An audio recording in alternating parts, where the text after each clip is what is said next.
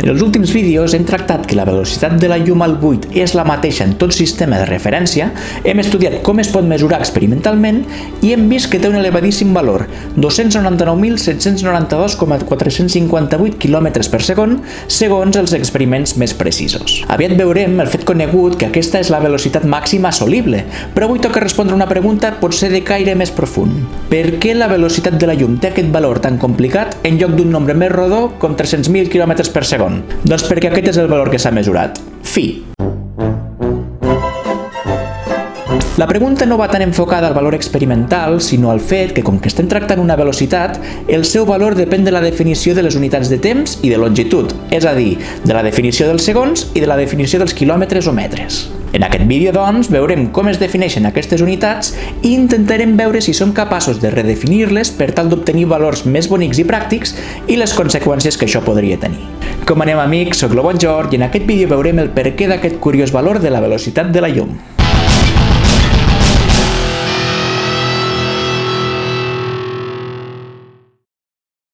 Començarem veient com es defineixen els segons a partir de les mesures més primigènies del temps. És molt difícil dir en quin moment exacte l'ésser humà va ser capaç d'entendre el concepte del temps, però el que és ben segur és que la primera manera de mesurar-lo va ser mirant al cel. I per què al cel? Doncs perquè hi havia un fenomen molt particular que es podia veure a ull nu. Primer hi havia llum i després foscor, i aleshores aquest patró es repetia. Aquest segur que va ser el primer concepte de dia, i es sabia que es podia dividir en dues fases, dia i nit. Naturalment, mesurar el temps en dies o en mitjos dies té els seus inconvenients, perquè són uns rangs de temps prou llargs com per a que passin moltes coses entremig, però és que a més, el dia i la nit no duraven sempre el mateix, com bé sabem que passa segons l'època de l'any. Així doncs, aviat es va veure que feien falta noves unitats més petites que el dia per mesurar el temps de forma més precisa, i va ser la civilització egípcia que ens va introduir el concepte de les hores. Els antics egipcis van veure que tant el dia com la nit s'havien de poder separar en unitats més petites i van decidir dividir-los utilitzant un número molt estimat en aquest canal, el 12. Aquest número és particularment convenient perquè és un nombre compost amb 6 divisors diferents, és a dir, es pot dividir en 1, 2, 3, 4, 6 i 12 parts iguals. Els egipcis coneixien aquest fet fins al punt que ells comptaven quantitats utilitzant base 12 en lloc de base decimal com fem a dia d'avui. Així, es va decidir separar el dia i la nit en 12 unitats iguals cadascun, aconseguint separar un dia sencer en 24 unitats que es coneixerien com les hores, i aquest va ser l'origen de les 24 hores del dia. Dividir el dia en 24 hores segur que va ser de gran millora, però a mesura que es necessitaven quantitats més precises del temps, es va veure que no era suficient. Aquí va ser quan mil·lennis després, durant l'edat d'or islàmica del segle XI, en la que les més avançades observacions ja requerien de més precisió, es van dividir per primer cop les hores en minuts. Però a diferència dels egipcis que ho van fer amb el número 12, ells van fer servir el número 60, que també era la base amb la que escrivien els números els antics babilonis, experts històrics en aritmètica i astronomia. Utilitzar el 60 en lloc del 12 es deu al fet que 60 és el primer múltiple de 12 divisible entre 5, i per tant és un número que es pot dividir en més parts iguals, 1, 2, 3, 4, 5, 6, 10, 12, 15, 20, 30 i 60 parts iguals. Així doncs, en aquella època els dies es dividien en 24 hores i cada hora en 60 minuts. I de la mateixa manera que pels minuts, es va fer una segona divisió d'aquestes unitats utilitzant la mateixa divisió en 60 parts, creant així els segons. Posteriorment, a l'època moderna, els segons es dividirien en dècimes, centèsimes, mil·lèsimes, etc., fent servir el sistema decimal actual, però la definició del segon ja la podem fer. Si un dia és el temps que passa des que el sol surt fins que torna a sortir, un segon és la 60ena part de la 60ena part de la 24ena part d'aquest temps, és a dir, el segon és 1 sobre 86.400 vegades aquesta quantitat, o equivalentment, un dia són 86.400 segons. Naturalment, per a que la definició de segons sigui constant i universal, cal que la definició del dia també ho sigui. I va ser pel 45 abans de Crist que, amb l'ajuda d'observacions astronòmiques, els romans van crear el dia del calendari julià com 1 sobre 365,25 vegades el temps que trigava la Terra en donar la volta al Sol, que a més era el temps estimat que triga la Terra en fer una volta sobre si mateixa. Posteriorment, al segle XVI i amb mesures més precises, amb el calendari gregorià es va redefinir aquest temps de rotació, 1 sobre 365,2425 vegades el temps que triga la Terra en voltar el Sol.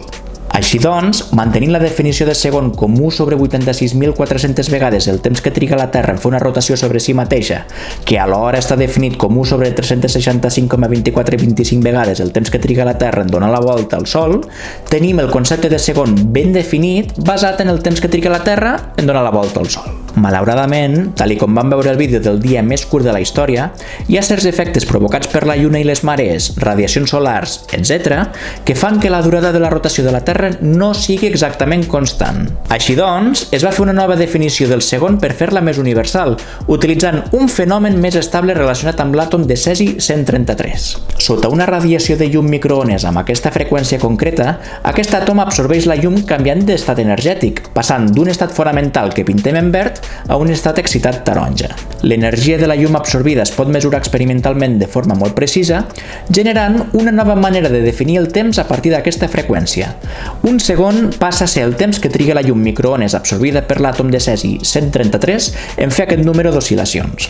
I per tal d'enllaçar-ho amb la definició històrica del temps solar, es defineixen els dies com exactament 86.400 vegades aquesta quantitat. Així doncs, utilitzant aquesta definició, tenim el nou concepte de segon que és estable i universal i concorda amb la definició astronòmica que s'utilitzava històricament. Naturalment, es podria haver utilitzat una unitat de temps diferent al segon, definida d'alguna altra manera, però com que té un origen històric i científic molt arrelat a la nostra cultura, té sentit utilitzar el segon com a unitat internacional de temps. Ara anem a veure què passa amb les distàncies. Encara que sabem que el metre és la unitat de longitud del Sistema Internacional de Mesures, existeixen moltes maneres de mesurar longituds utilitzant parts del cos com peus o polzades, passes o fins i tot camps de futbol. Aquestes unitats no són generalment universals perquè les parts del cos varien segons la mida de la persona i els camps de futbol depenen bé del pressupost de cada equip, així que cal una unitat universal com el metre per estandarditzar les mesures. I com es defineix el metre? Doncs inicialment, a finals del segle XVIII, es definia com la 10.000.000ª part de la distància que hi ha entre l'equador i el pol nord al llarg del meridià que passa per París. Què passa, però? La Terra no és completament esfèrica, així que aquest càlcul no és massa precís i, a més, és una definició poc accessible i difícil d'estimar. Què es va fer, doncs? A finals del segle XIX es va optar per una solució molt més pràctica. El metre era la longitud d'una barra de platí irídic, amb el qual amb prou feines es dilata o encongeix, i que serveix de patró constant, i que fins i tot avui en dia es segueix conservant a París. Es van fer 30 còpies d'aquesta barra que es van repartir al voltant del món, i amb això es van poder crear estris de mesura precisos amb els quals poder descriure les longituds de manera estàndard. Posteriorment, de manera similar que amb els segons atòmics, es van crear noves definicions més rigoroses del metre, a partir de certes longituds d'ona de la llum o fins i tot utilitzant la pròpia velocitat de la llum, fixant el metre com la distància que recorre la llum en 1 sobre 299.792.458 segons. Aquestes últimes definicions, però, s'utilitzen per quadrar amb la definició històrica de la barra de platí irídic, de manera que va ser aquesta barra de finals del segle XIX la que va originar el Sistema Internacional de Mesura. Així doncs, hem vist d'una banda d'on surten els segons, que tenen un origen fortament històric però perfectament raonable en relació amb el concepte del dia, i d'altra banda, els metres que, en contraposició, semblen tenir un origen molt fortuït, una definició pràcticament aleatòria a partir d'una barra que podria haver tingut mil·límetres de diferència. Això porta a plantejar-nos que, si aquesta barra hagués tingut una mida diferent, la velocitat de la llum hagués pogut tenir un valor molt més rodó. Agafem la barra de platí irídic que mesura un metre i a partir de la seva definició i la del temps aconseguim mesurar la velocitat de la llum al buit amb un valor de 299.792.458 metres per segon. Ara, però, volem definir una nova unitat de longitud, que li direm, per què no, metri, amb una nova barra de mesura amb certa longitud i amb la qual la velocitat de la llum sigui exactament 300 milions metres per segon. Això ens porta a la següent pregunta. Quants metres hauria de mesurar aquesta nova barra de mesura per poder definir el metri amb aquest valor rodó de la velocitat de la llum? Doncs és molt senzill de veure si igualem les dues velocitats de la llum, que, naturalment, han de ser equivalents. 299.792.458 metres per segon és igual a 300 milions metres per segon. Si ens carreguem els segons dividint amb dues bandes de l'equació i llavors dividim per 300 milions, obtenim que un metri és aquest quocient vegades metres. Numèricament, això equival a 0,9993, és a dir, un metri seria aproximadament 0,07% més petit que un metre i mesuraria, per tant, un metre menys 0,7 mil·límetres. En termes de barres de mesura, la nova barra pel metri seria equivalent a agafar un ganivet de mantega bastant dur i tallar poc més de mig mil·límetre la barra de platí irídic pel metre. Si el metre hagués tingut aquesta longitud, les mesures més mundanes com la distància entre ciutats canviaria de forma pràcticament imperceptible, només les mesures més precises a nivell de laboratori o espacial s'haurien de tornar a fer, però gaudiríem d'una constant universal amb un valor rodó, molt elegant i molt més pràctic pels càlculs. I en aquest punt podríeu dir, òndia, ja posats a definir noves unitats, per què no en definim una, diguem-li supermetri, tal que la velocitat de la llum al buit sigui 100 milions de supermetris per segon? Caldria veure si la unitat seria prou pràctica per al dia a dia, però definitivament això facilitaria encara més qualsevol càlcul.